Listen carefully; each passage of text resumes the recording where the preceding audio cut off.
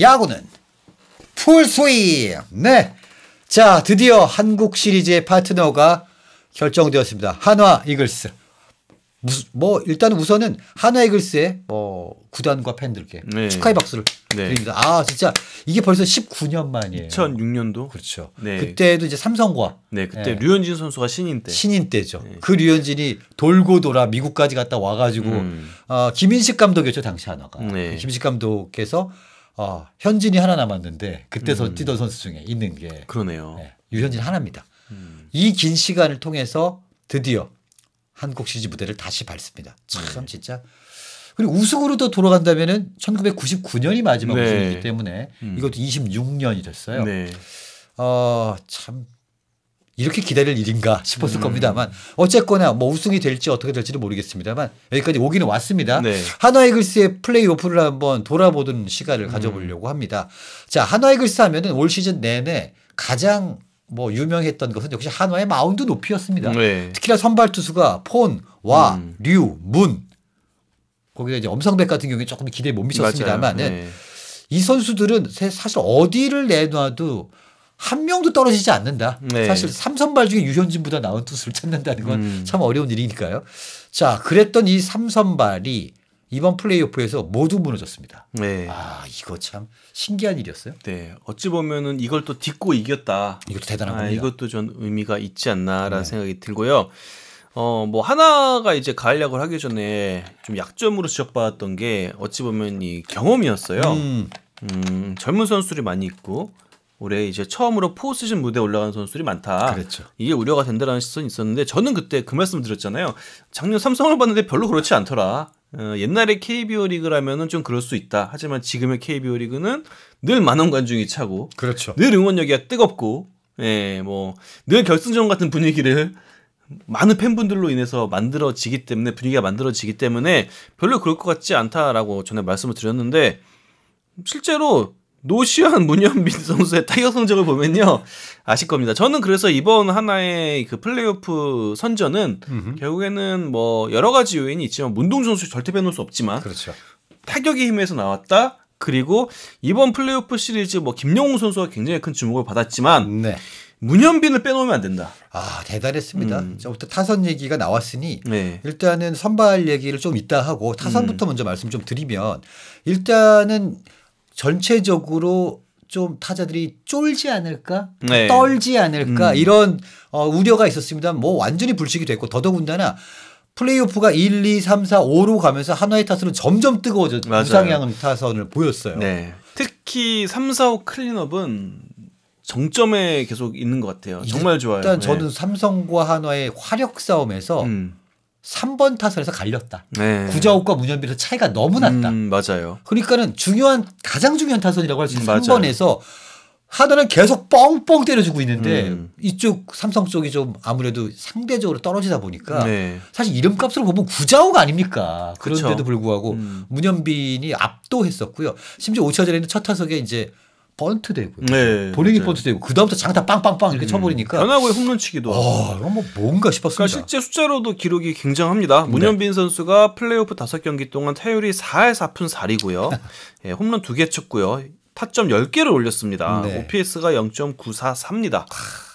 정말 엄청난 활약 아니다. OPS 1.468입니다. 장타율이 944고요. 죄송합니다. OPS는 1.468입니다. 지금 김영웅 선수가 너무 몬스터 같은 모습을 보여줘서 너무 이쪽에만 시선이 쏠려 있는데 문현빈 선수도 대단한 활약을 했고요. 노시환 선수도 엄청납니다. 타율이 4할 2푼 9리였고요. 그리고 OPS가 1.360. 와. 그리고 리베라토 또한 굉장히 잘한 2번 타자로서 맹활약을 했고 최은성 선수도 타율이 3할 5푼에 OPS가 장타가 많이 안 나와가지고 높지는 않은데요. 그래도 최은성 선수가 타점을 8개 올렸어요. 5경기 하면서.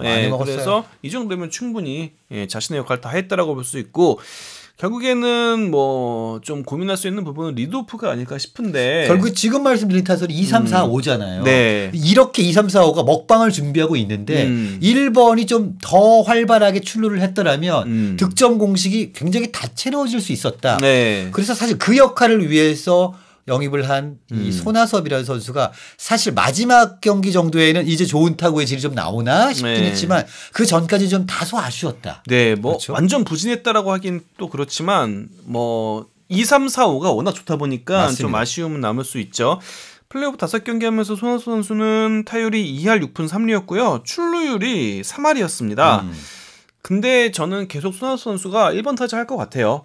그리고 LG 같은 경우에는 이제 왼손 선발 투수가 손주영 한 명입니다. 그렇죠. 예, 송승기 선수 불펜으로 가니까 그러다 보니까 3명이 오른손 선발 투수라서 저는 리드오프는 그래도 손아섭 선수가 하지 않을까 싶고 어쩌면은 손아섭 선수가 얼마나 한국 시리즈에서 플레이오프보다 나은 모습을 보여주느냐 네. 이것도 중요하게 작용하지 않을까 싶습니다. 맞습니다. 지금 사실 여기까지만 보면은 어느 팀에도 뭐 이름값이든 실질적인 파괴력이든 밀리지가 않는데 네. 한화의 고민은 또 여기 있습니다. 그 이외의 하위 타선. 이 하위 타선이 상대적으로 상위 타선이 너무 도드라지다 보니 굉장히 여기는 좀 너무 힘이 없는데 라는 느낌 좀 주고는 있어요.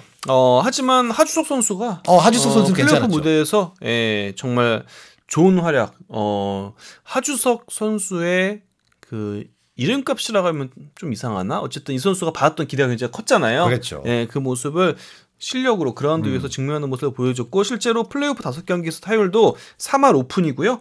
OPS도 0.831로 좋은 활약을 해줬습니다. 사실 이제 하주석이라는 선수가 한화의 이글스의 2루수로 플레이오프를 치를 것이라고 누가 예상을 했겠습니까? 네. 사실 뭐 한화 이글스 팬분들 다 기억하시겠습니다만 3루에 노시환 그리고 유격의 하주석 2루에 정은원 있을 때 최은성 FA 영입하면서 내야 끝났다. 맞아요. 그랬었거든요. 그런데 거기에서 뭐 2루는 결국 황영묵도 왔다가 사실 문현빈 왔다가 잠깐 있죠. 이도윤 왔다가 이도윤도 왔다가 뭐 여러 그리고 명이 있죠. 결국에는 못 믿겠으니 나왔던 무브가 심우준을 영입을 하는 것이었고 근데 오히려 딱 지금 봤더니 뭐 수비야 그럴 수 있다고 칩니다만 많은 분들이 그런 생각을 하셨을 거예요. 야, 그 이루수 중에 한 명이 이루를 딱 잡고 있고 하주석이 유격에서 이렇게 쳐줬으면 얼마나 좋았을까. 네. 이 부분이 하나 있고요. 또 하나는 결국 우익수죠. 네. 그러니까 하나의 우익수가 누구냐 이겁니다. 맞아요. 진짜. 네. 그래서 요 우익수에 대한 고민.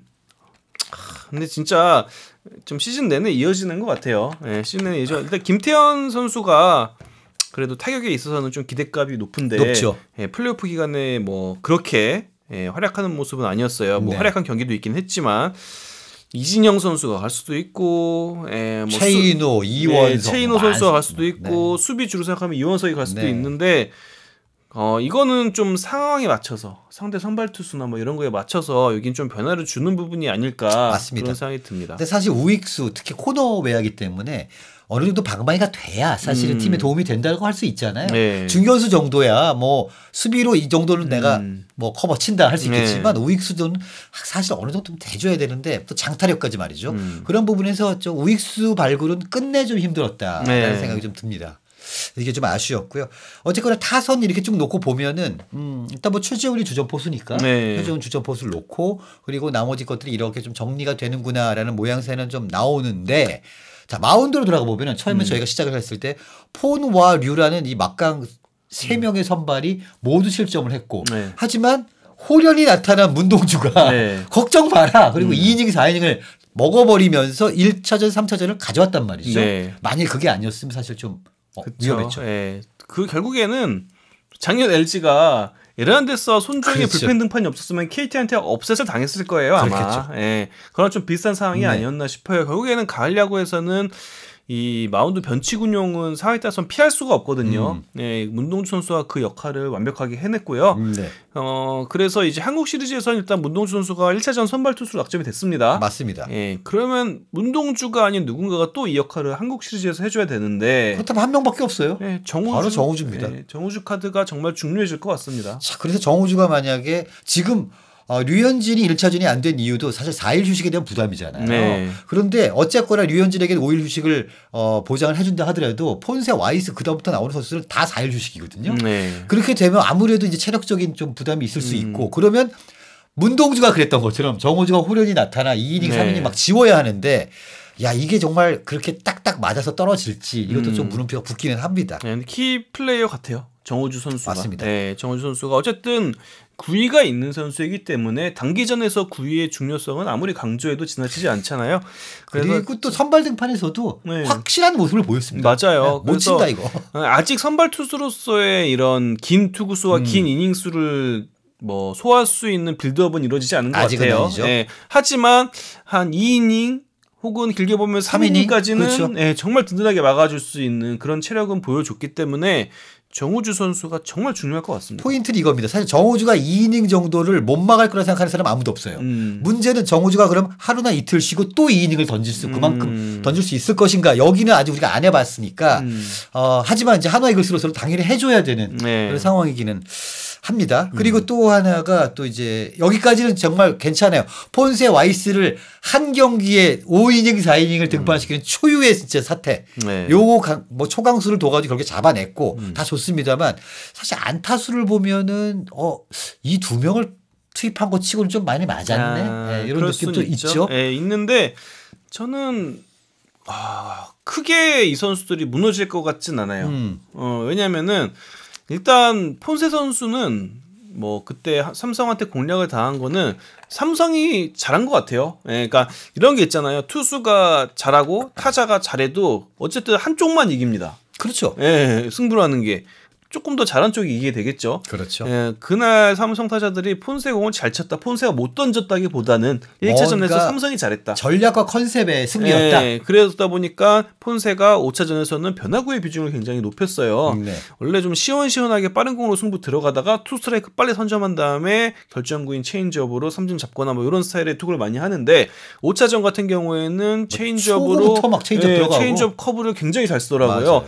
왜냐하면 폰세는 이렇게 해도 돼요. 어차피 모든 구종이 다 특급이기 때문에 그렇죠. 자신이 갖고 있는 모든 구종이 다 KBO 리그 최상위 레벨입니다. 뭐 정통파로 가든 그렇죠. 기교파로 가든 문제는 없어요. 저는 그래서 오히려 폰세가 어찌 보면 약이 될 수도 있겠다. 물론 하나 입장에서 아쉬운 거는 폰세를 많이 쓸 수 없다는 거. 그렇죠. 1차전에서 쓰고 5차전에서 쓰고 7차전 불펜 등판시키고 이게 가장 좋은 선수를 많이 쓸수록 팀이 이길 확률이 올라가잖아요. 그게 가장 아쉬운 부분 같은데 저는 어쨌든 삼성과의 1차전에서는 힘들었지만 5차전에서 반등을 했고 이 모습이 저는 한국 시리즈도 이어질 것 같아요. 확실하게 뭐 폰세 와이스가 뭔가 감을 좀 잡아가는 느낌이다라는 걸 좀 보여주긴 했고요. 폰세는 특히 좀 그렇습니다. 그렇죠. 그리고 유현진 같은 경우에는 일단 5일 휴식이라는 또 어떤 특혜를 주기 때문에 거기에 따라서 또 LG 트윈스 팬분들은 2006년부터 이어지는 유현진 포비아가 있습니다. 그렇기 때문에 뭐 어떨지 모르겠습니다만 그런 것들도 좀 있을 거고요.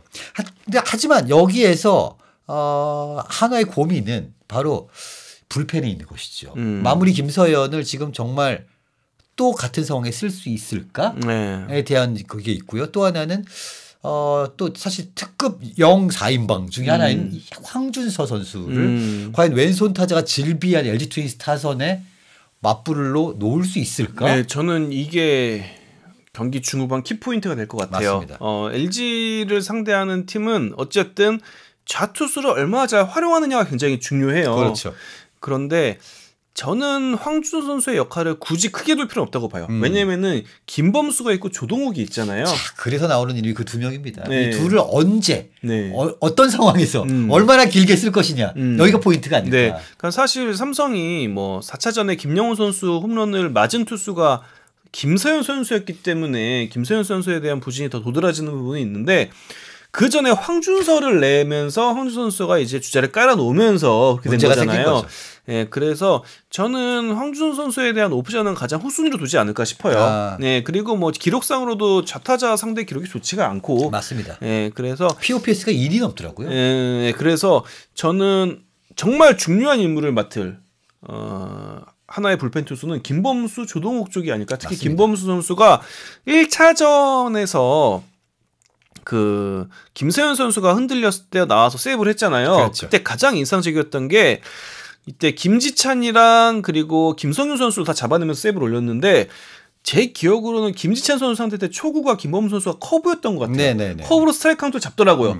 거기서 이미 승기를 좀 잡았다. 먹고 들어갔다. 이런 느낌이 들었거든요. 그래서 김범수 선수가 좀 플레이오프 돌아보면은 잘한 경기도 있었고 안 좋았던 경기도 있었고 좀 오락가락은 했지만 그래도 이 선수가 굉장히 중요해질 것 같다라는 맞습니다. 생각이 듭니다. 특히나 김범수 같은 경우에는 LG 트윈스 상대로는 역대로 계속 잘 던졌던 투수이기도 하고 거기다가 본인이 2025 시즌에 뭔가 야구에 대한 개안을 좀 하는 듯한 느낌이 좀 있어요.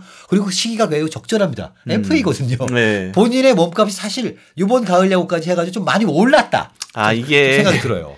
그러니까 어찌 보면 조금 환각이라고 볼 수도 있는데 큰 무대에서 잘하죠. 그렇죠. 되게 잘해 보입니다. 엄청 잘해 보입니다. 그러니까 가대평가 요소가 되는 경우도 있어요. 이게. 맞아요. 그런데 한국 시리즈 뭐 국가대항전 이런 데에서 활약을 하죠. 한 칼 했다. 그러면은 왠지 이 선수가 더 잘할 앞으로 더 성장할 것 같고 이미 더 성장한 것 같고 이게 물론 그럴 때도 있어요. 그렇죠. 물론 진짜 이 경험을 봤다가 더 성장한 선수들 많이 있습니다. 그런데 어쨌든 자기 자신을 어필하기에는 이보다 좋은 무대는 없습니다. 그러니까 이게 잘 해놓고 이제 뭐 어떤 포유를 한달지 뭐 이렇게 했는데 그 장면이 하이라이트에 쓰일 정도로 중요한 장면이었다.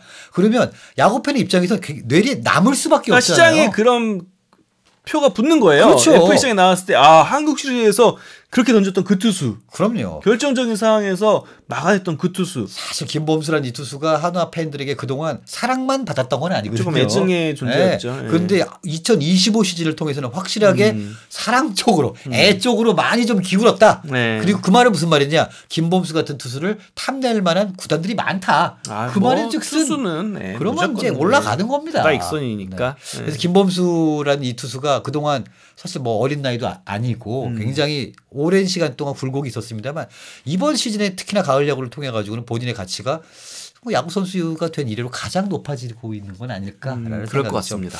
듭니다. 자, 그 김범수까지 뭐 나왔고 조동욱도 있지만 그 이외에 이제 김서현이 약간 꿀렁하니까 이번에 엔트리가 좀 바뀌었어요. 네, 일단 투수 쪽에 좀 보강이 됐습니다. 김종수 선수가 돌아왔습니다. 돌아왔고 윤산흠 선수도 들어왔어요. 윤산흠, 김종수. 아마 그 일본의 그 교육리그 갔는데 갔다가 귀국하는 거죠. 이런 경우 있어요. 옛날에 그렇죠. 최은성 선수 LG 때도 그렇죠, 왔습니다. 그렇죠. 14년도였나 그때 교육리그 일본에서 하다가 지금 잘 맞는다고 해가 잘 치고 있다고 가지고 온 적이 있는데 어쨌든 김종수, 윤산흠 요 두 선수가 들어오면서 투수 엔트리에 합류를 했어요. 또 이제 엄상백 선수는 그러면서 엄상백 선수가 빠졌습니다. 빠졌습니다. 엄상백 선수가 LG 상대로 아픈 기억이 많아요. 특히 가을에. 맞아요. 2023년 한국 시리즈 4차전 뭐 LG가 완승한 경기 그때 선발 투수가 엄상백 선수였고요. 맞습니다. 작년에 KT랑 LG랑 준 플레이오프 때도 엄상백 선수가 그랬죠. LG 타선에 고전을 했습니다.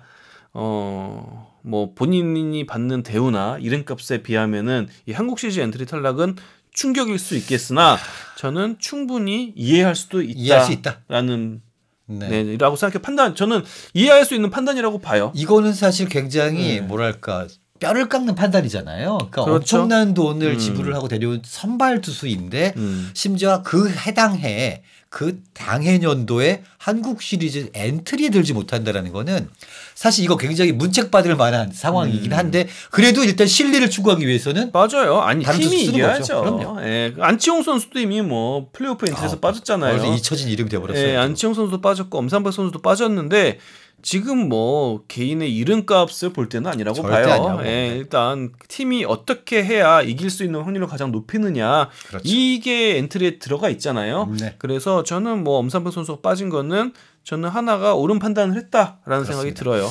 자 이렇게 해서 한화 이글스는 이제 2025 시즌 드디어 한국 시리즈의 파트너로 자격을 얻었고요. 19년 만에 한국 시리즈 진출 그리고 26년 만에 한국 시리즈 우승에 도전합니다. 이게 얼마나 오래된 세월인지는 사실 대충 가늠해 보시면 뭐 아시겠습니다만 유현진이 신인 때 마지막으로 가봤었다. 그리고 그 상대가 또 하필이면 삼성이었어요. 그래서 하필이면 삼성을 상대로 그 했었던 그 오랜 시간이 지나고 나서 또 삼성을 상대로 사실 이번엔 극복을 하고 이렇게 올라가는 거라 한화 이글스로서도 되게 남다른 그런 좀 진출이 아닌가라고 생각을 좀 합니다. 어쨌든 이제 뭐 모든 준비는 끝났고 붙는 수밖에 없습니다. 이제는 당분간 우천 얘기도 없어요. 비협 없습니다. 다행입니다. 그냥 가는 겁니다. 이제 붙는 거예요. 그리고 뭐 무승부다. 15위까지 가는 겁니다. 이제는 그렇죠. 뭐 돌아볼 데가 없어지는 그러니까. 그래서 이제 정말 모든 것을 걸고 자웅을 한번 겨뤄봐야 할 시점이 됐고요. 오랜만에 온 것인 만큼 양 팀 모두 부상 없이 네. 명경기로 그렇게 야구 팬들의 또 마음을 뜨겁게 달궈주시기를 기대해 봅니다. 자, 마지막으로 저희 구독과 좋아요 부탁드리면서 저희는 다음 컨텐츠와 함께 돌아오겠습니다.